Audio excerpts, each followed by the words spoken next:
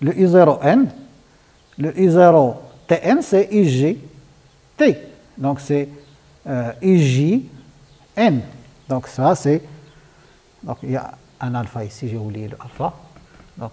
Donc ce terme-là, ça va être alpha IGN, connu, d'accord, donné dans le problème, d'accord. La même chose pour J, le dernier bord, pour J égale à Nx, on va retrouver le Nx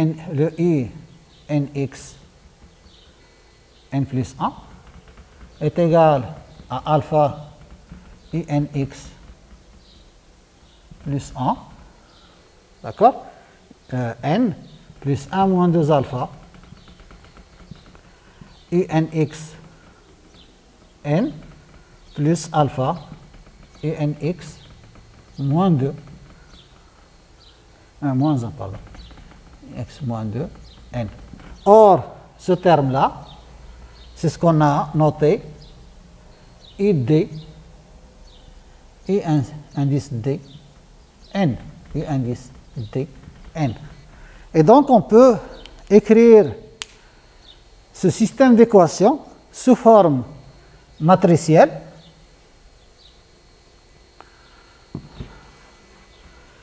Sous forme matricielle, donc I1, N plus 1, I2, N plus 1, jusqu'à le dernier I Nx n plus 1 égale la matrice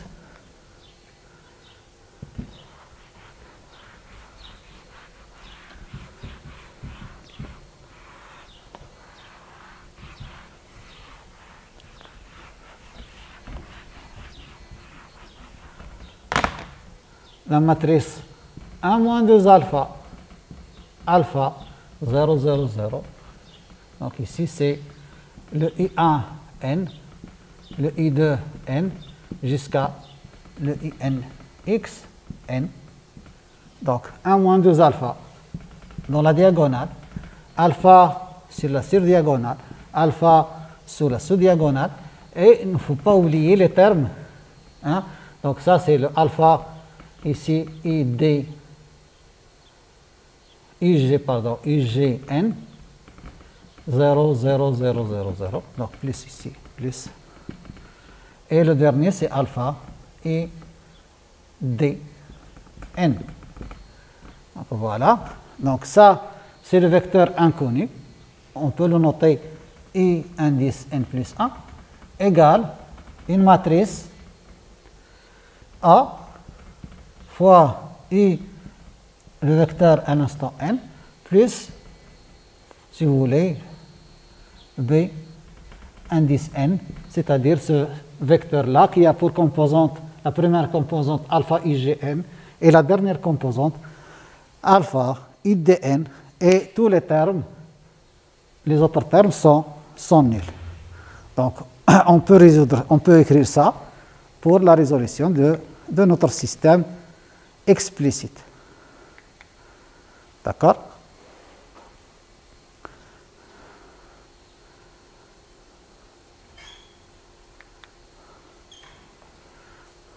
Alors, pour la représentation de ce schéma, donc la solution à l'instant n plus 1 utilise bien sûr les 3 nœuds hein, à l'instant n hein, qui sont bien sûr dans cette figure-là, le IJ-1 n, le IJN et le IJ plus 1 n.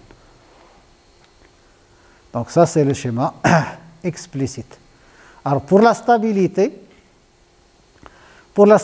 on suppose que notre solution s'écrit sous forme d'une amplitude AT fois, bien sûr en séparant les variables, exponentielle I kx. I ici, c'est le nombre complexe. Alors si je remplace donc si je calcule I au point x, j et tn, donc j'ai le INJ, donc égal à AN, exponentielle I k. Alors le x, c'est J delta x. Hein, le x, c'est J delta x.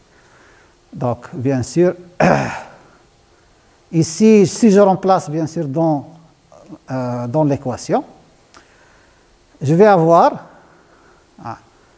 cette formulation AN plus 1 moins AN est égal à cette expression-là. Alors, donc si je remplace bien sûr AN par A0 delta N, donc j'obtiens que le alpha doit être plus petit que 1,5. Ça, c'est la condition qu'on appelle la condition de courant Lévi-Friedrich. C'est que le alpha, pour que le système soit stable, il faut que le alpha soit plus petit que 1,5. N'oublions pas que le alpha, c'est le terme ici, D, le terme de diffusion multiplié par le pas temporel divisé par le pas spatial au carré. D'accord? OK. Alors, pour que le système soit stable, il faut que le alpha soit plus petit que 1,5. Donc, on peut montrer sur des exemples, on verra ça en TP, selon, bien sûr, la convergence ou bien la stabilité selon la valeur de alpha. Alors, pour le même problème, on peut considérer ici le schéma implicite. Alors, pour le schéma implicite,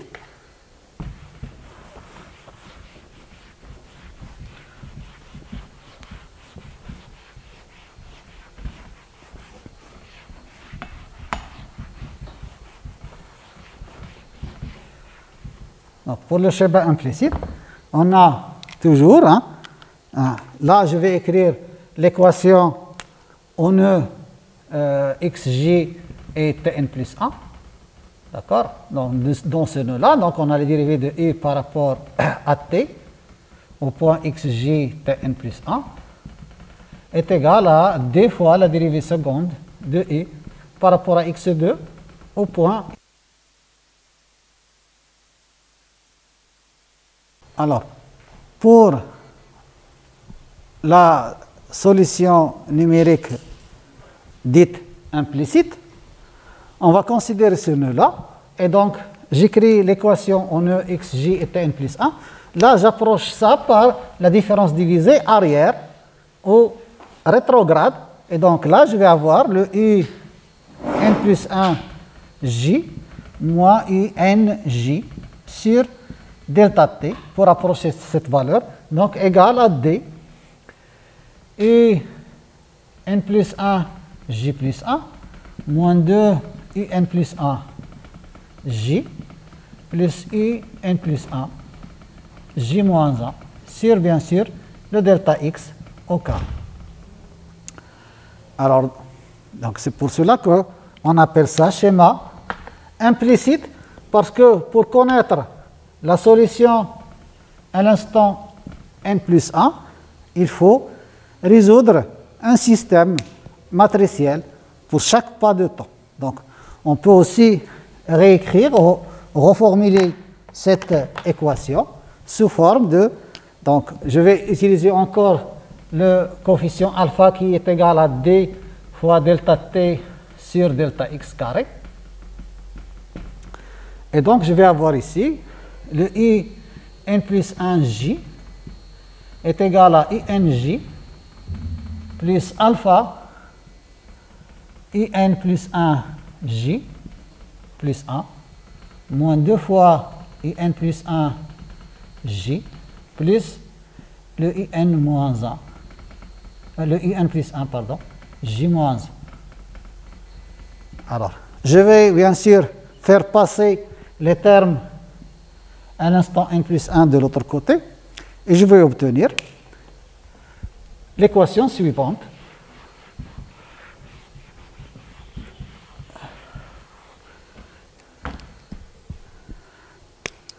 Donc je vais avoir moins alpha in plus 1 j moins 1 plus 1 plus 2 alpha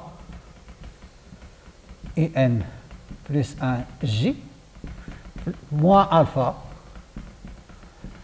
in plus 1 J plus 1 est égal à INJ. Là, vous voyez, bien sûr, donc vous avez une équation qui est implicite pour calculer le INJ. Donc, en utilisant aussi le fait, bien sûr, toujours on a J entre ici 1 et NX. Donc, en utilisant les conditions aux limites, droite et gauche,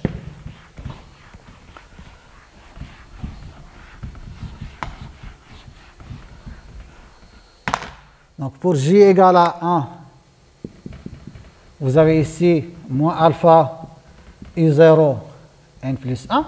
Or, le I0 n plus 1, c'est I G, c'est I gauche. Ça, c'est I indice G, I G n plus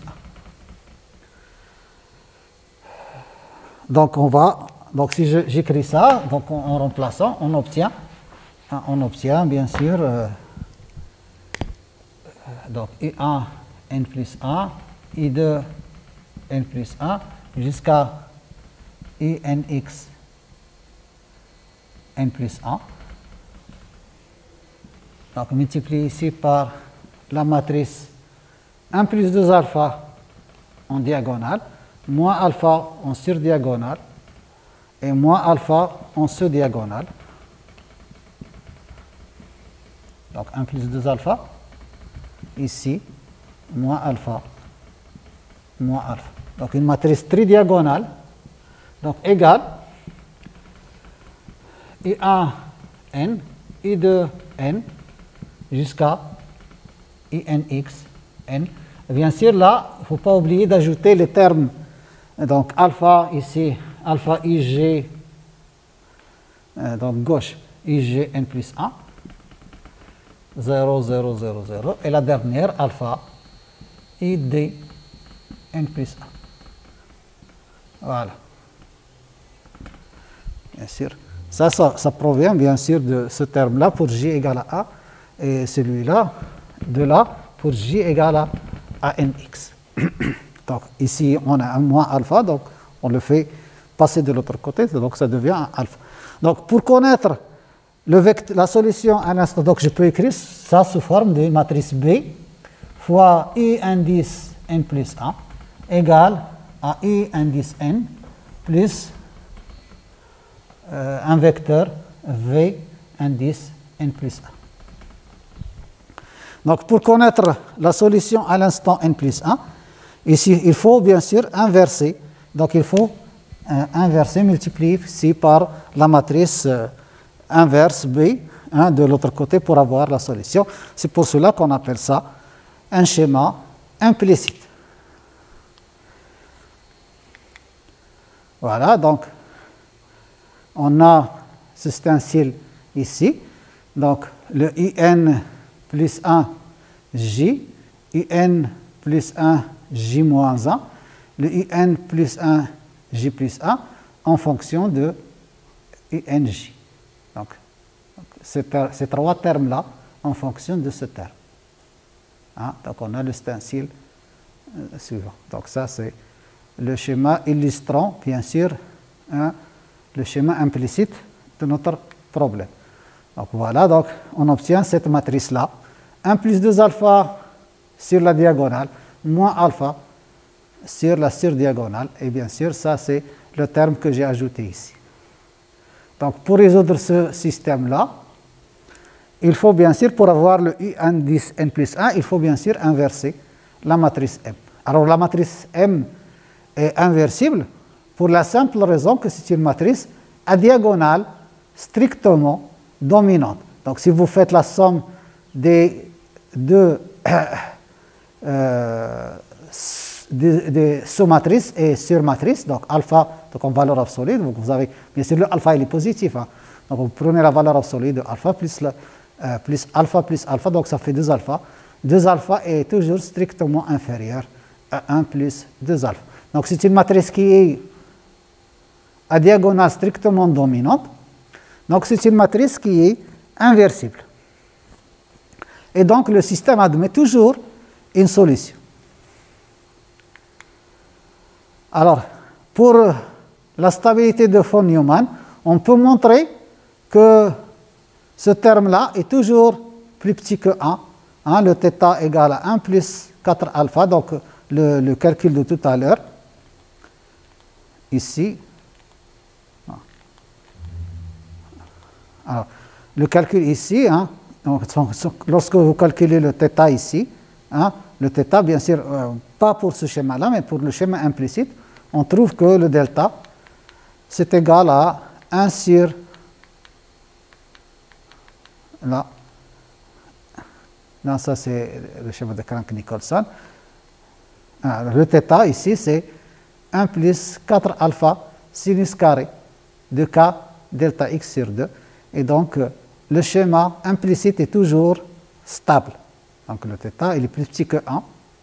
Donc, ce terme-là est toujours plus petit que 1, puisque ce terme-là est plus grand que 1. Donc, vous avez un 1 plus 4 alpha, alpha strictement positif, et vous avez un sinus carré. Donc, ce terme-là est toujours supérieur strictement à 1. Par suite, le θ est plus petit que 1. Et donc, le schéma est stable. D'accord? Pour finir, on va considérer le schéma dit de Crank-Nicolson. Alors, le schéma de Crank-Nicolson, c'est une moyenne du schéma implicite et du schéma explicite. Donc, comme ce qu'on a vu, bien sûr, pour les équations différentielles ordinaires. Donc, une moyenne du schéma implicite. Donc, vous voyez ici le n plus 1, n plus 1, n plus 1, et du schéma explicite. Vous voyez ici, vous avez le n, n et n. Donc, 1 demi du schéma explicite plus 1 demi du schéma implicite. C'est pour cela que vous avez ici un d, un d sur 2. Alors, pour cela, la même chose, on peut écrire ça sous forme matricielle. Donc, le schéma qu'on a ici, c'est de ce type-là. Hein? Donc, les solutions à ces nœuds-là utilisent les solutions aux nœuds, aux 3 nœuds précédents, donc le J-1, le J et le J plus 1. La même chose, le IJN plus 1, le IJ-1 n plus 1 et le IJ-1, le IJ plus 1 n plus 1. Alors, dans ce cas-là, pour la stabilité de von Neumann, on montre que θ, c'est 1 moins 2 alpha sinus carré sur 1 plus 2 alpha sinus carré de k delta x sur 2. Alors, vous voyez bien sûr que le dénominateur là est strictement supérieur au numérateur. Par suite, ce terme-là est plus petit que 1. Et par suite, la méthode de Crank-Nicolson est aussi stable, hein, comme, bien sûr, le cas du schéma implicite. Voilà. Et donc, notre problème, pour la formulation matricielle du problème du schéma de Crank-Nicolson, on obtient ce schéma, ce système matriciel. Donc, une matrice M alpha sur 2 n plus 1. Alors, bien sûr, le M alpha plus 2, donc c'est ici, c'est 1 plus 2 alpha, moins alpha, moins alpha. Et la même chose ici, vous avez 1 moins 2 alpha sur la diagonale. D'accord. Donc, on peut montrer ça, alors, si vous voulez. Alors, le schéma de Crank-Nicolson.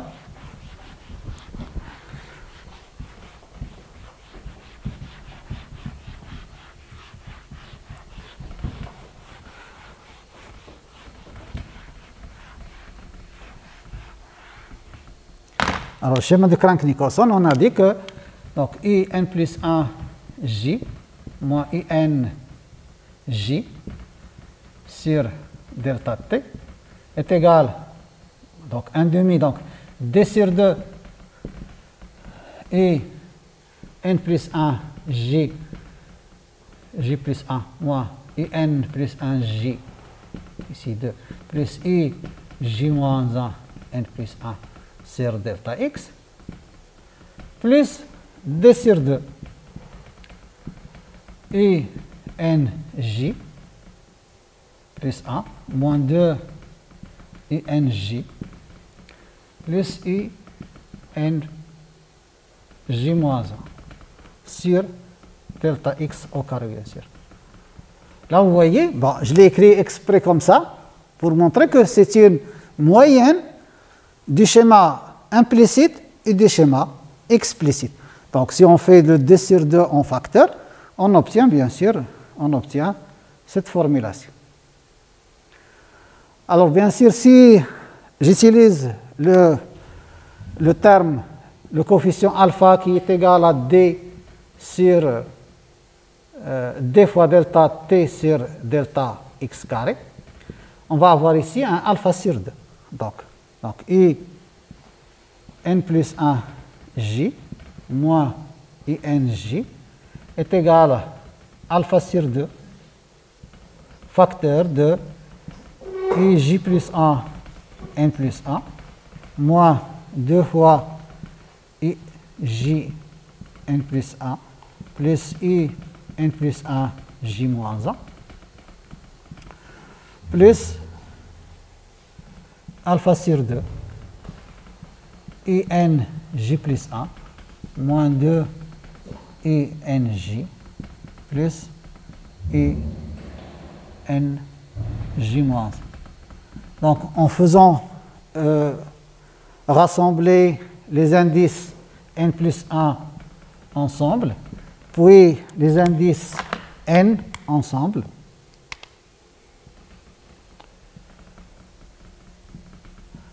on va obtenir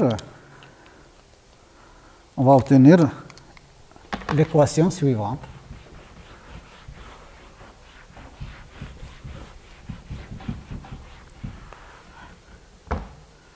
On va obtenir l'équation suivante, donc moins alpha sur 2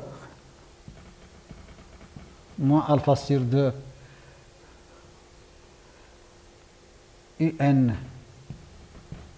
plus 1 j plus 1, ici 1 moins alpha plus 1 moins alpha n plus 1 j moins alpha sur 2 et j moins 1 n plus 1. Donc égal, donc les indices n de l'autre côté, on va avoir alpha sur 2 et j plus 1 n plus, ici on va avoir 1 moins alpha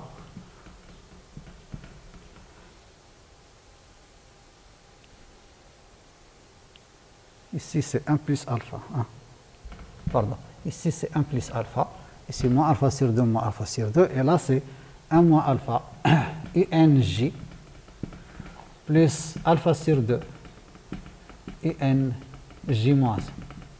Vous voyez, une matrice fois le vecteur à l'instant n plus 1 égale à une autre matrice fois la solution à l'instant n plus un second membre. Donc on peut écrire ça.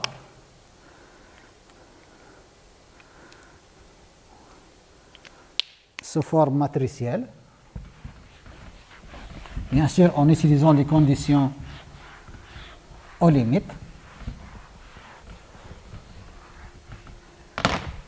En utilisant les conditions aux limites, donc on va avoir la matrice ici 1 plus alpha en diagonale, ici moins alpha sur 2 sur diagonale, et la sur-diagonale aussi moins alpha sur 2,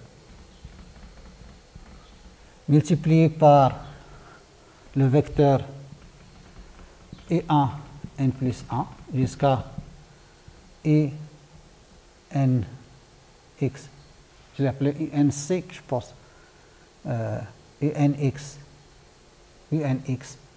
n plus 1. Comment j'ai appelé le nombre de nœuds?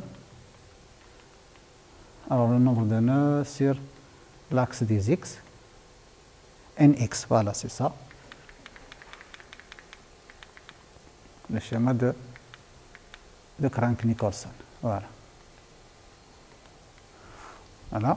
Donc, égal, de l'autre côté, une matrice tridiagonale aussi, avec alpha, 1 moins alpha sur la diagonale principale, La surdiagonale, c'est alpha sur 2. Et la sous-diagonale, c'est alpha sur 2 aussi. Multiplié, bien sûr, par I1n jusqu'à INX n. Plus, bien sûr, le second membre qui provient des termes. Alors, pour J égale à 1, pour J égale à 1, vous allez trouver ici I gauche, bien sûr, n plus 1. Donc, de l'autre côté, donc, plus alpha sur 2, I gauche, n plus 1, plus alpha sur 2, I gauche, n. Les autres termes, c'est des 0. Et le dernier, c'est alpha sur 2, ID, n plus 1, plus alpha sur 2, ID, n. Donc, vous voyez que ici, vous avez une matrice fois le vecteur à l'instant n plus 1 égale à une matrice fois le vecteur n plus un autre vecteur. Alors, cette matrice-là, bien sûr, elle est inversible pour la simple raison qu'elle est à diagonale strictement dominante. Et donc, le système admet toujours une solution unique. Et donc, on peut utiliser ce schéma pour approcher numériquement le problème de diffusion NT. Pour la stabilité, on a le θ plus petit que 1, et donc, voilà. Donc, c'est ça. Donc, une matrice fois le IN plus 1 égale à une matrice fois IN, plus, bien sûr, le terme que j'ai ajouté à la fin. Donc, voilà.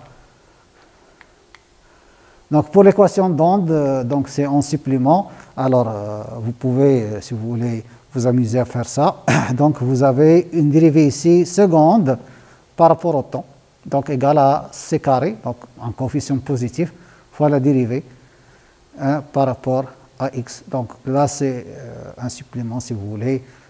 On va la traiter aussi de la même façon, méthode implicite, explicite et Crank-Nicolson. Donc, on peut voir.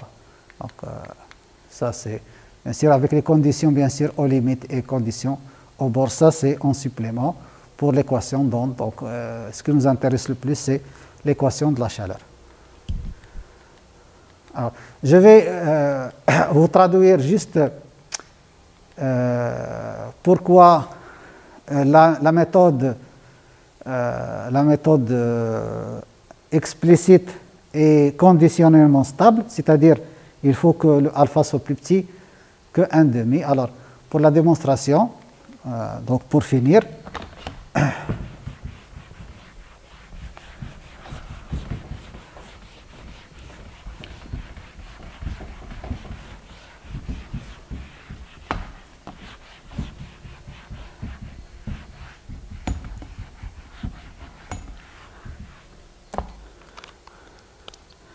donc je vais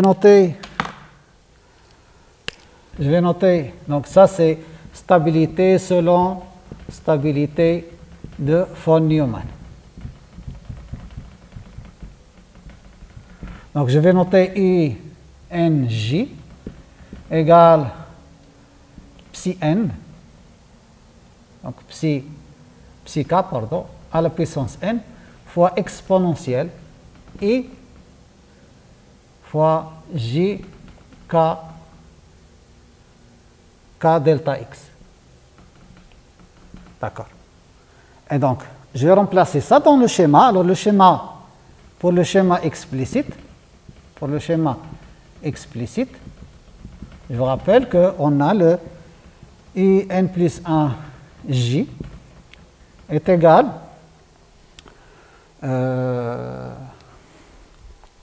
voilà,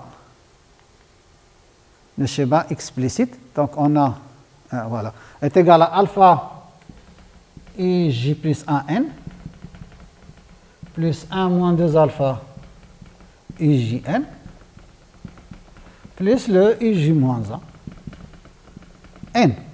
Donc, si j'utilise cette expression, je vais avoir psi k à la puissance n plus 1, pour ça, donc psi k à la puissance n plus 1, exponentielle IJ k delta x, égale à alpha psi k. Ici, c'est à la puissance n. Mais exponentielle ici, c'est ij plus 1 ici, k delta x. Hein, puisque c'est le nœud, le j plus 1.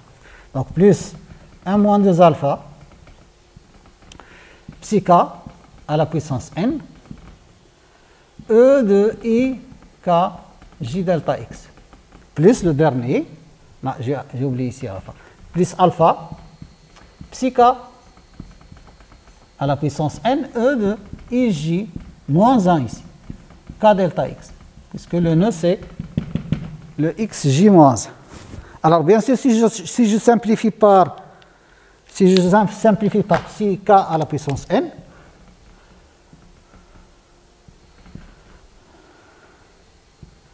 donc il reste uniquement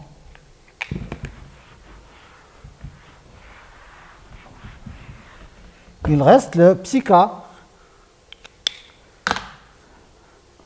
Et bien sûr, la même chose, ij k delta x. Donc il reste ici le psi k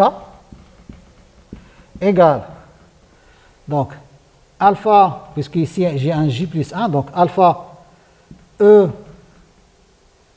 ik delta x, ik delta x, puisque ici c'est donc je simplifie par ijk delta x, plus 1 moins 2 alpha, uniquement, puisque ces termes-là on disparaît, plus alpha e de moins ik delta x. Alors ici, je vais utiliser donc 1 moins 2 alpha, plus alpha, bon, exponentielle ik delta x plus exponentielle moins ik delta x, donc ça fait 2 fois, donc 2 fois sinus, d'accord, donc e de i θ plus e de moins i θ,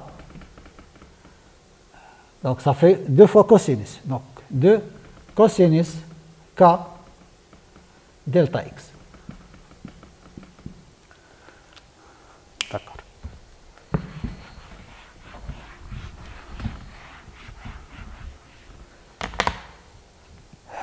Et donc vous avez un 1 plus 2 alpha facteur de cosinus k delta x moins 1.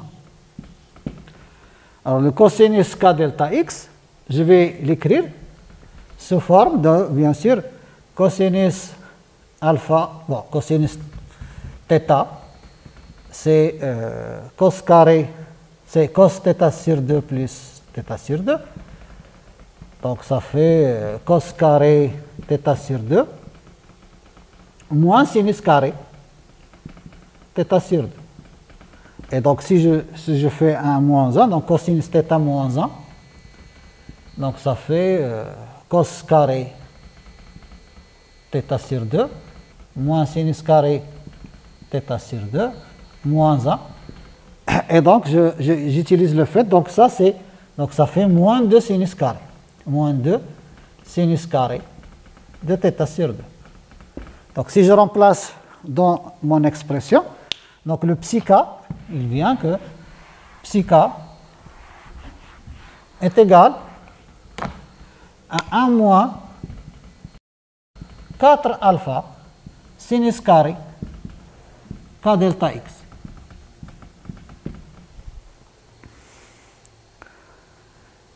D'accord?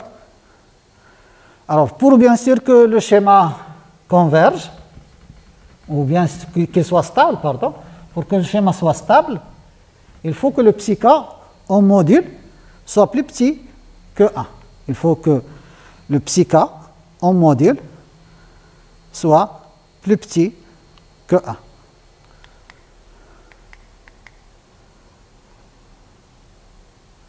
Voilà.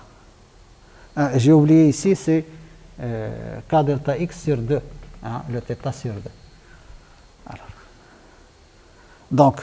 Donc, je dois avoir le psi k plus petit que 1, et donc le alpha doit être plus petit que 1/2. Le alpha doit être plus petit que 1/2. Donc c'est ça, hein, pour que psi k soit plus petit que 1, il faut que alpha soit plus petit que 1/2. C'est ce qu'on appelle la condition. N'oubliez pas que le alpha c'est la diffusion, le pas temporel sur le pas spatial au carré. Ce qu'on appelle la condition de courant Friedrich-Lévy. Donc pour avoir la stabilité, il faut que le alpha soit plus petit, soit plus petit que 1. Par contre, dans le cas de la méthode implicite, le psi k est toujours plus petit que 1. Pour le schéma implicite, on trouve que le psi k a cette formule-là. Donc si je remplace la même chose dans l'équation, on obtient que le psi k, que je note ici θ, il a cette forme-là, et cette forme-là est toujours plus petit que 1. Et la même chose pour le schéma de Crank-Nicolson.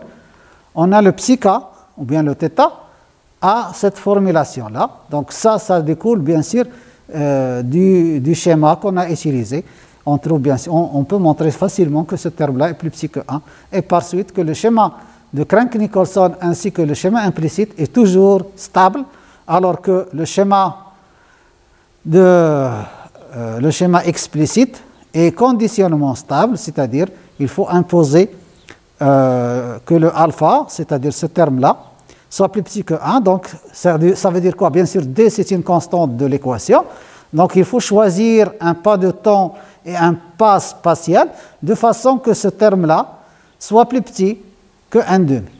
Donc il faut faire attention, hein, au pas de la discrétisation temporelle et bien sûr de la discrétisation spatiale. Par contre, pour le schéma de Crank-Nicolson et celui du schéma implicite, donc on peut choisir un pas temporel et un pas spatial quelconque. Donc ce sera la fin de ce chapitre. Et donc on va se retrouver bien sûr pour l'application de ces méthodes-là sur un exemple concret. Et on va bien sûr résoudre un système numérique, bien sûr en utilisant bien sûr les techniques de programmation avec Scilab. Pour ce cours-là, pour cette présentation-là et la présentation précédente, vous pouvez la retrouver, la télécharger bien sûr, via mon site académique que je vous ai donné précédemment.